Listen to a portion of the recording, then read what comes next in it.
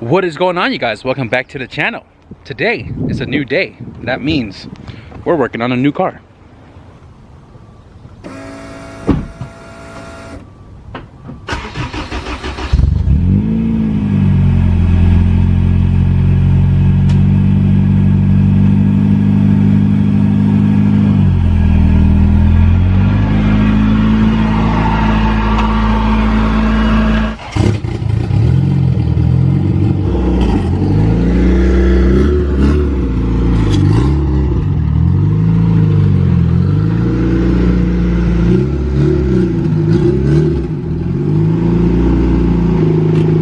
So this car belongs to a local, and he's been waiting for me to clear up some time to do some fabrication work under the hood. And under the hood we have a bone stock Ellis, and we're going to be installing a downpipe on the stock header here. You can see it's cut off right there at the bottom, and it's kind of loud. This car does have a full exhaust system, so we're trying to connect that, and we're also going to be doing some intercooler piping work, which you guys can see it's not connected there as well. So some minor work today just to get this car ready for the dyno hopefully soon, and finally made some time for it. So this car came here a couple hours ago just so we can cool it down, and now it's cold enough for me to work on it. So I'm going to start on the downpipe first, because I need to know how much room I have down there with the 3-inch downpipe already installed to do the intercooler. And guys, don't mess with this car. It's got ET streets on. This stock motor could be pretty fast. I'm going to salvage these zip ties because I don't have any more zip ties.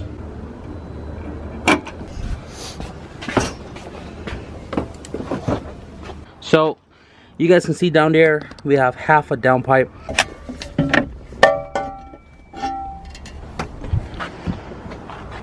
So this downpipe right here is fab for the Whitfield ram horn. This is an AC compatible manifold. You can see that the turbo is kind of clocked, right? And this one has a 5-bolt downpipe on it, and the turbo has a 4-bolt. So what I'm gonna have to do is I'm gonna have to cut that one right there and weld it onto this guy, so that way the downpipe can go underneath the car like it should and bolt up correctly to the turbo. And I believe he said this car has an exhaust on it, which he wants to connect, pushed off to the side right there. Hopefully that can move a little bit more, but we are going to put a flex on it as well too, because you need flex on the exhaust system, otherwise vibration movement can snap the welds here or anywhere along the way. So flex is very important. He provided a 3-inch flex right here as well too with the correct flange, so I might even just cut it somewhere here.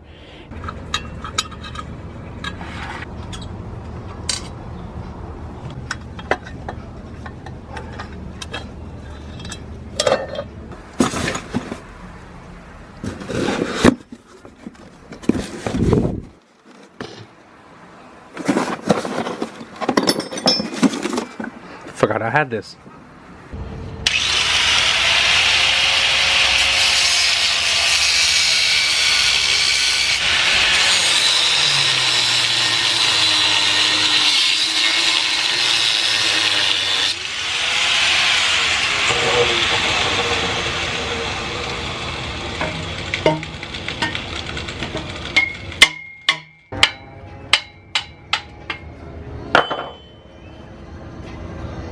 So I have the downpipe right here kind of resting in place on jack stands, and I'm looking down at the exhaust. I'm looking at right here at the flange. It has, I believe, yep, it's a resonator here, and there's another resonator all the way down at the back right there. I bet you this exhaust system is pretty quiet, but I also noticed that that hanger right here is ripped, and there's no hanger on that side right there. Also, there's a bunch of zip tie holding the exhaust up. I'm gonna cut the zip tie, drop the exhaust so I can tuck this up a little bit more and shift it to the driver's side so we can kind of see where the downpipe kind of lands, because you can see that gap right there at the top, right? But I'm gonna go ahead and do that quick and give it a good mark, tack, refit, and see where it takes us.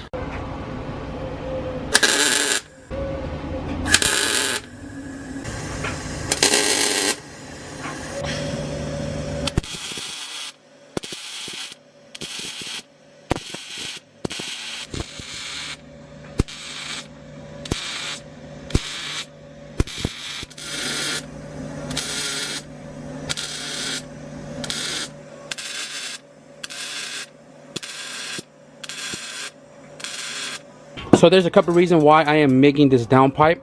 One being that this has been cut a million times before. These aren't pie cuts. You can literally see this guy right here, right? It's crossing the other weld, and then it crosses again right there. And yeah, so that's one. Two, being that it is dirty, MIG is forgiving, so I just kind of wire wheeled it and laid beads on here, top side and the back side as well too, or the inside.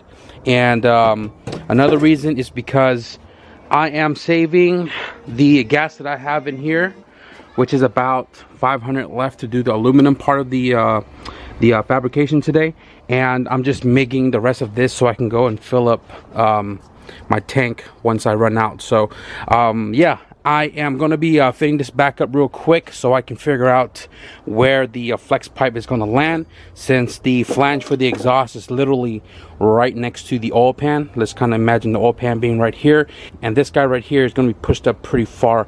And I hope that this, I mean, I might even have to cut all the way to the flex and then put the flex at the straightest part of this bend right here, so probably right there. I don't know. I got to put it back up and figure out how far I need to cut this back and fit this flex into place. All right, guys, so I went underneath the car to do some measurements, and from the flange of the exhaust to the straightest part of the downpipe after the oil pan is 10.5 inches. Lucky for me, this right here is 10 3/4. I cut a little bit less because, you know, just in case, you know, I cut short or whatever.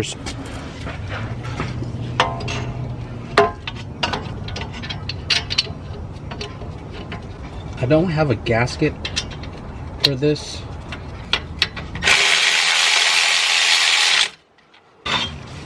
Oh man, this thing's super stiff back there.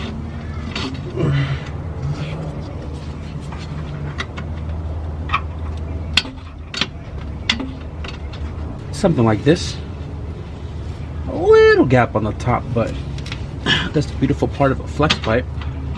You just flex it into place like that, and this car is going to have a full exhaust system.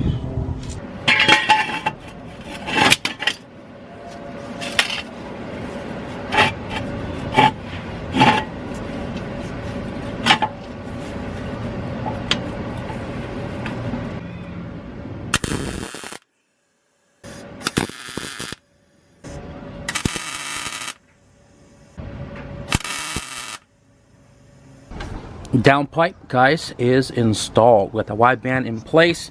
Got the flanges bolted up and plugged up the extra O2 sensor hole in the back. So right now I'm gonna work my way to the charge pipe from the turbo to the intercooler here. It looks as simple as a 90-degree, but if you look at it, that 90-degree is pointing literally right at that coupler. So I'm gonna go ahead and try to loosen up the turbo and see if I can clock this down a little bit more. And if I gotta make some weird S angles, I'm gonna have to do so. I'm not sure if I'm supposed to do the dump tube for the wastegate because I don't have the clamp or a flange. So I think I'm gonna leave that open for now.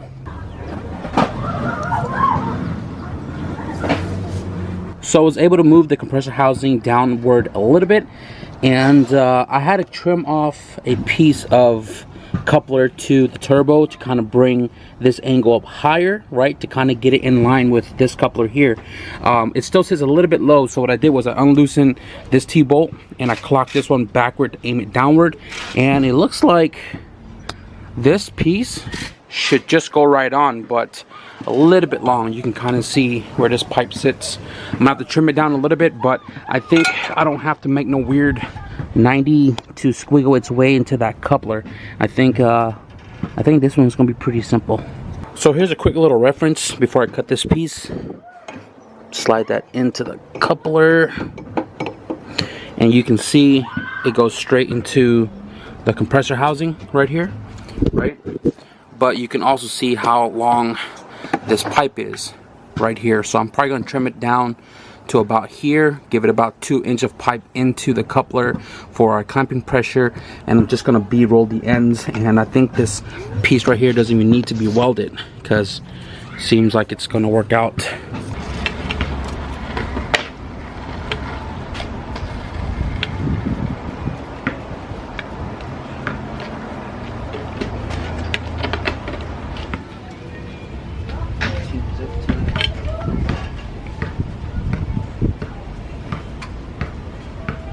So this charge pipe, the hot side, didn't take long at all. Shortened the 90 right there, and I bead-rolled the end of it. You can see it bulging a little bit right there.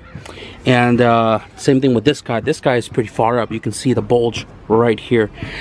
So this is done pretty much. Downpipe is done. Again, I'm not sure if I'm doing the dump tube because I don't have the clamp or material to do that. And I think that's all I'm supposed to do. But I'm over here looking at this guy, right? And I'm itching to fix this. He told me not to worry about it, but I'm itching to fix this. Like I'm itching to fix this crookedness. And you guys know me, I said it before.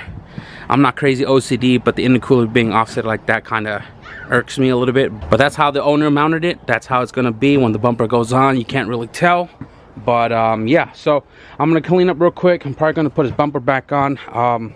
Still waiting for a reply on the dump tube situation, but other than that, I don't know.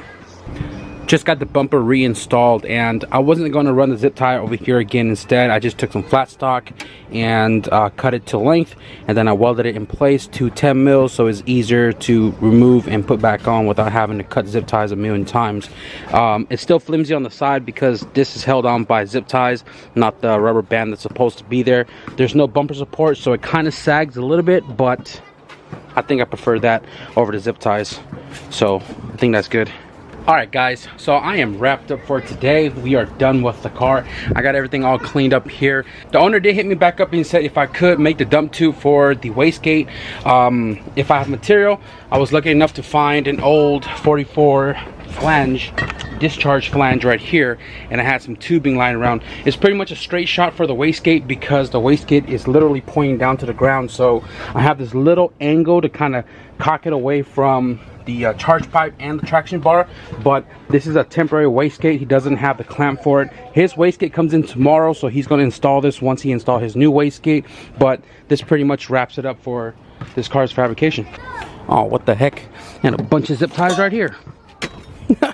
So I'm gonna go ahead and fire the car for the first time with the full exhaust system, and let's see how it sounds.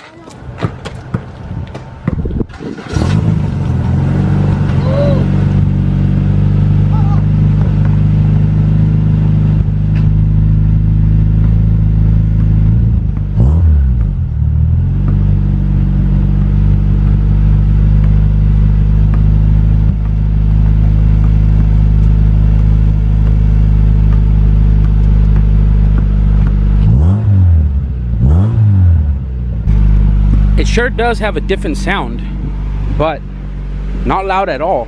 Like right here, it's not loud at all. It's a little deep on the exhaust. I don't know what's on here.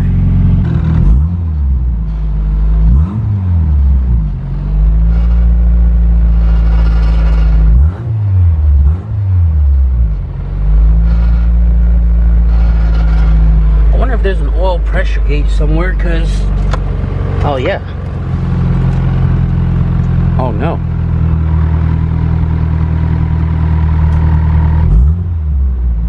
Oh. I hope this is not working. Man, this thing actually sounds really nice. Oh, can't say nothing. So my buddies just got here right now, and he said that the wastegate has no spring in it whatsoever. So that means no boost whatsoever.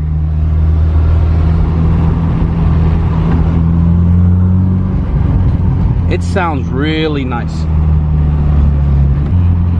Car drives really nice as well too. Motor feels really healthy. How does it sound from the outside? Sounds good, bro. When was the last time you heard the car sound like this? 2 years ago? Damn, that open downpipe life about to change your life right here, being all nice and quiet so people can mess with you, and then, you know what I'm saying? Sleeper status. That's how you reel them in. Sleeper status. Guys, I'm just noticing now how many cars are freaking here. Holy crap. But I have my own car meet here. Guys, it is 11:51 right now. We're chilling here all night, talking, hanging out, catching up. Steven right here is the owner of the car, Joaquin is over there as well too. They're about to take off right now, but listen to the car. It's not loud at all, guys. It is not loud at all. Let me know how it drives when you get home. Will do, brother. Thank you again. It's quiet. Hell yeah, bro.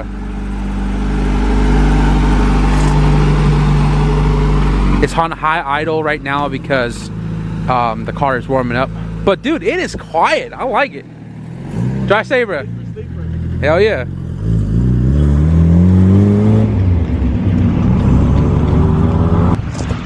Well, that is pretty much gonna wrap it up for this video, guys. It was nice hanging out and chilling with him. I hope you guys enjoyed a little bit of that DA fabrication video. Be sure to give this video a thumbs up if you guys did. And if you guys want to stick around for some updates on the KCRX, because we got a clear driveway now, be sure to hit the subscribe button. But with that being said, thank you guys for watching, and I'll see you guys in the next video. Peace.